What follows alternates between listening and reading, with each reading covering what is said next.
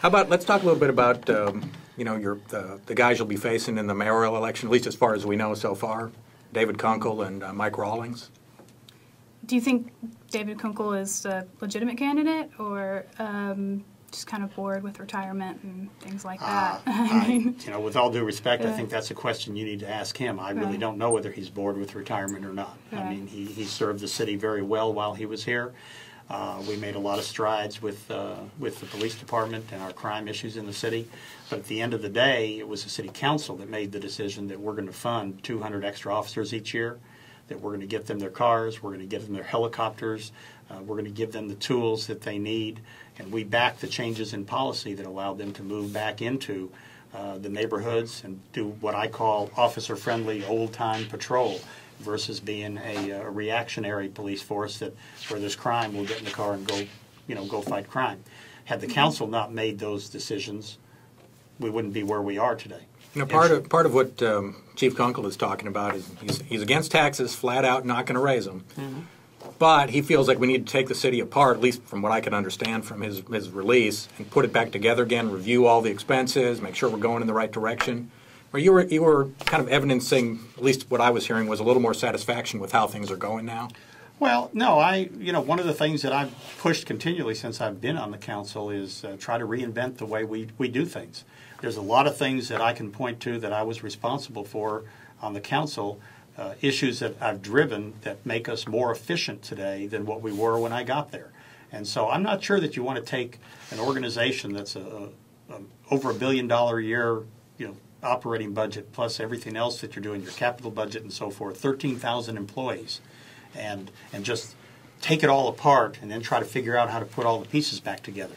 That would be very disastrous, I think, to the organization. Any organization, you know, with 13,000 employees is a seriously complex group of people. So not only is it a bad idea, we don't need to do it anyway. Well, no, there are things that we need to continue to fix. I mean, the city's not a perfect operation. I hope you didn't. I don't think you're going to get anybody arguing about that. Yeah, no, you know, but there are things that we can do better, that we can do more efficiently, that we can provide higher level of services for the same amount of expenses. As the city continues to grow, we've got to be able to do that, or we've got to generate revenues in a different way. And if we can bring some more revenue to the table, then we've got some more money to spend. I think we have to layer what we're doing. Our first priorities are police protection, fire protection, picking up the garbage, providing good streets, providing all the amenities. I deal a lot with economic development, and when people come in here and we're selling in the city, we sell them all the aspects of low cost of land, available labor, good business environment to operate in, how all that can be successful. And then we tell them, you know, that we play hard, that we work hard, but we also play hard here. And we've got the arts and the culture and the parks and the trails and all the things that people need, because you can't sell one without the other. We've just recently, we're nearing completion, so to speak, on the Arts District downtown. I remember when Annette Strauss, I've been involved with the city for a long time, and I remember where she laid that out. And it was like, you know, artists strolling along the Seine in Paris, you know. We're not quite there, but, you know, we've got our version of it. You know, we've got the Nasher. The other thing about it, a lot of the projects that we're doing in the city, and you mentioned some earlier, are public-private partnerships. The Performing Arts Center. The city, you know, put in $18 million worth of land. The private sector put in over $350 million in their money, both individual money and corporate money, to fund the building of that center. And then guess what? They gave it back to the city of Dallas to own it.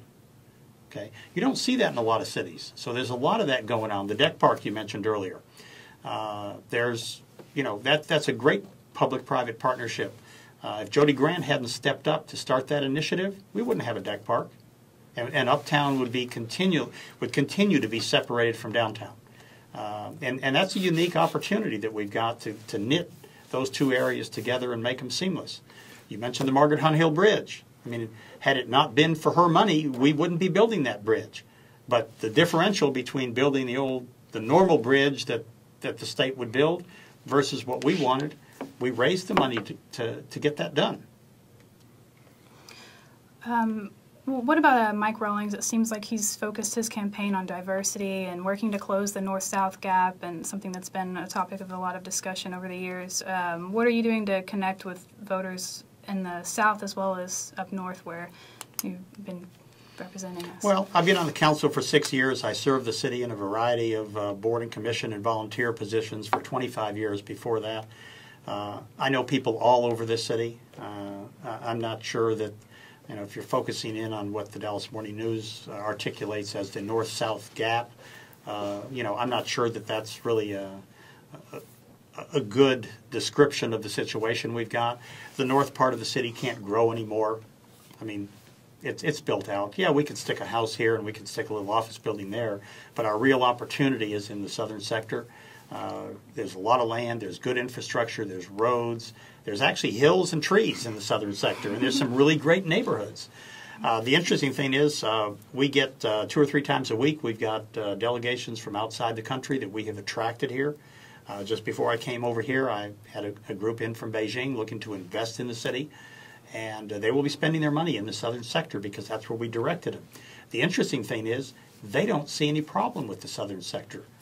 They see an opportunity there. It's those of us that live here that maybe in our minds have created this north versus south divide.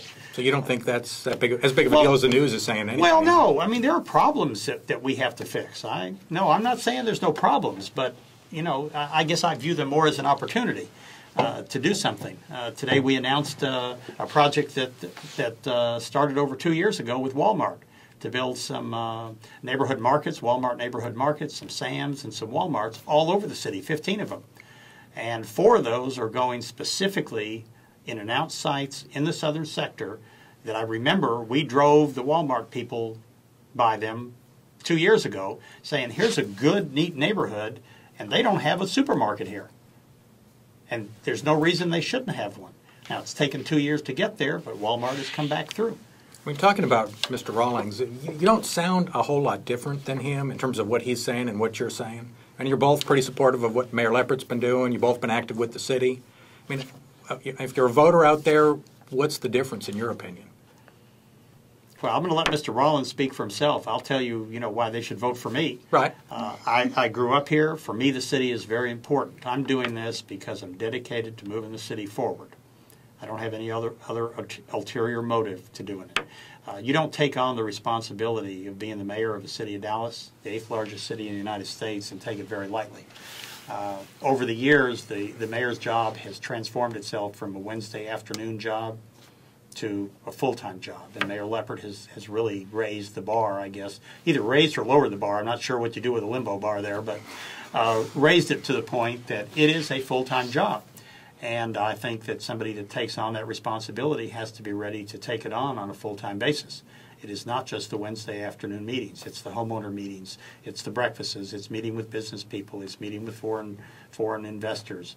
All that comes with it. And I'm at a position in my life where I don't have any other distractions.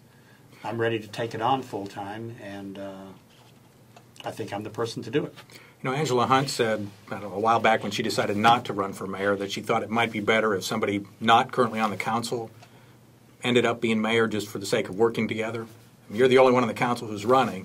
When you think that was directed at you, or what comments do you have about that? Oh, I don't know. You can make your own determination on that. I think it's important that somebody have the experience. I don't think I could have been as successful council member for the last 6 years had I not spent those years before that, the 25 years, getting to know how the city functions, building relationships with the city manager and the other city staff. Remember, the mayor is kind of like the chairman of the board of a board of directors, and the council members are kind of like the board members. We don't have day-to-day responsibility to go in and actually direct employees on what to do. So you've got to have a good relationship with the city manager and her staff because they're there to run the city on a day-to-day basis. I think the other is that being mayor is really a team sport. By yourself, we don't have a strong mayor system here like other cities do. So being mayor means you've got to be able to not only have your colleagues on the council on your team, you've got to be able to have staff on your team, and you've got to be able to have the citizens on your team. You can't go out there and do it without all those people being engaged and being part of the decision-making process. And how are you going to help us return to that more inclusive council? And it seems like you don't get along very well with Angela Hunt, and there are people on all kind of different ends of the spectrum. How do you sort of bring the council together to work together? I guess everybody has their opinion of whether the council's getting along or it's not getting along. my response would be there's 15 people on the council. There's 14 council members and a mayor. I mean, does it make a difference if the council is getting along? Well, let me finish, Rick. If you compare with what we're doing today to some, to 15, 20 years ago, we're in heaven today. But what I was going to say is you've got 15 different individuals on there. And we don't all march to the same drummer every single day on every single issue, and that's okay. It's good that we've got a diversity of opinion there and that we have different strengths and weaknesses. And so at the end of the day, you've got to work together with, a significant majority of the council to be able to get things done. But I would not feel very comfortable if all 15 of us voted exactly the same way on every single issue that came before the council. That would worry me. That did happen for a couple of years at the beginning of Mayor Leppert's term, as I recall. Well, I don't know about every vote. Just about every vote, I think. Well, that means that and again, I'm not saying that's good or bad. Well, if that's the case, then that was at that particular point. I mean, we have issues that go on every Wednesday that are voted on unanimously. And then we have some that come down to 7-8 votes, which are, sometimes not the best situation to be in. And then we have a lot of them that are 5-10 and 13-2. And every vote is a different situation. My philosophy on it is you take your vote. If it's an issue that you feel strongly about, you try to sell it to your colleagues. And at the end of the day, if you've got enough of them that want to vote with you, it passes. And if it doesn't, that's okay too. You move on. You can't be on the city council and harbor, thoughts about which votes you won and which votes you thought you lost. Dwaine Caraway, I mean, it's hard to have a political discussion right now without him popping up. Is he qualified to be Mayor Pro Tem? It looks like that'll happen. Or maybe you've got some insight on that for us? Well, I haven't received the call from the mayor as to when he's leaving. He might be staying through the end of his term. If he does, then the question becomes purely speculative. A lot of people find themselves in positions that people have prejudged them, and when they get in that position, they operate a little bit differently. So he's qualified? Won't know till we get there. I mean, I don't have anything to measure it against. So, do you have any ambition for any other, maybe higher political positions along down the line beyond mayor? Not that I'm aware of. I didn't have the mayor's job on my radar screen when I got on the council. I had an opportunity to run for the council seat and been reelected, and I enjoy it. But I think timing is everything. Just like Mayor Leppert may leave to run for an opportunity that he sees out there. This opportunity presented itself. Talked to a lot of people. A lot of people encouraged me to run, and that's why I'm running for mayor. All right. Well, I think we'll leave it there. Thank you, Councilman Natinsky, for joining us today. Okay, my pleasure. And thanks, Rick Wamre. I was here anyway, so. And thanks for watching, and that concludes our Advocate Video podcast. Thanks.